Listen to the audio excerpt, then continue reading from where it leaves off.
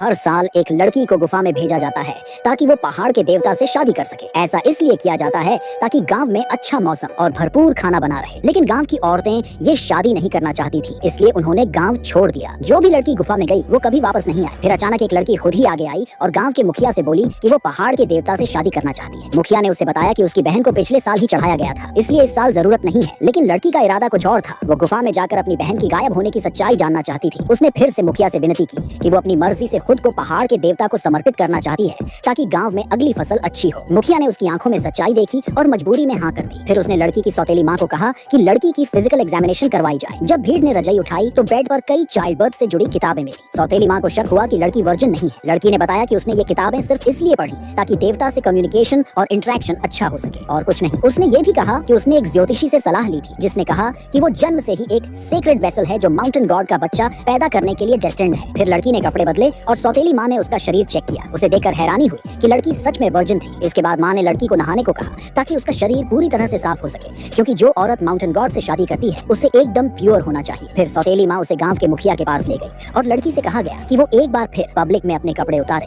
ताकि फिर से एग्जामिनेशन किया जा सके। लड़की इतनी भीड़ देखकर शर्म से लाल हो गई, लेकिन सौतेली माँ ने समझाया कि दूसरी बार जांच करना जरूरी है ताकि कोई गलती ना हो। अगर माउंटेन गॉड को पता चल गया कि जो लड़की भेजी गई है वो वर्जिन नहीं है तो गांव पर भयानक श्राप आ सकता है। ये सुनकर लड़की मजबूरी में अपने कपड़े उतार देती है। दोनों जांच पास करने के बाद लड़की सभी रिक्वायरमेंट्स में फिट बैठ गई। गांव वाले उसे तैयार करने में मदद करते हैं और फिर वो गुफा की तरफ निकल पड़ते हैं। रास्ते में चलते हुए लड़की अचानक ठोकर खा जाती है और उसके हाथ में कट लग जाता है जिससे खून बहने लगता है। ये देखकर मुखिया गुस्से में लड़की को डांटता है कि शादी के दिन खून बहना बहुत बुरा शकुन होता है। लड़की जल्दी से एक जेड पेंडेंट निकालती है और बताती है कि ये एक तावीज है जो उसे एक ज्योतिषी ने दिया था। उस मास्टर ने पहले ही बता दिया था कि आज उसे खुशी से पहले दुख सहना पड़ेगा। इसका मतलब है कि अभी भले ही खून निकला हो, लेकिन जैसे ही वो माउंटेन गॉड से मिलेगी वो जरूर उसका बच्चा कंसीव करेगी। गांव वालों को ये बात सही लगती है। किसी ने एक लाल कपड़ा निकाला और कहा कि माउंटेन गॉड की दुल्हन को अपनी नजरें प्योर रखनी होती हैं और वो पहाड़ के स्पिरिट्स की तरफ नहीं देख सकती। जब तक वो माउंटेन गॉड से न मिले तब तक लाल कपड़ा उसकी आंखों पर रहना चाहिए। थोड़ी देर बाद सब लोग गुफा के बाहर पहुंच गए। मुखिया ने फिर लड़की की आंखों पर वो रेड क्लॉथ बांध दिया। इस वक्त मुखिया ने फिर से लड़की को समझाया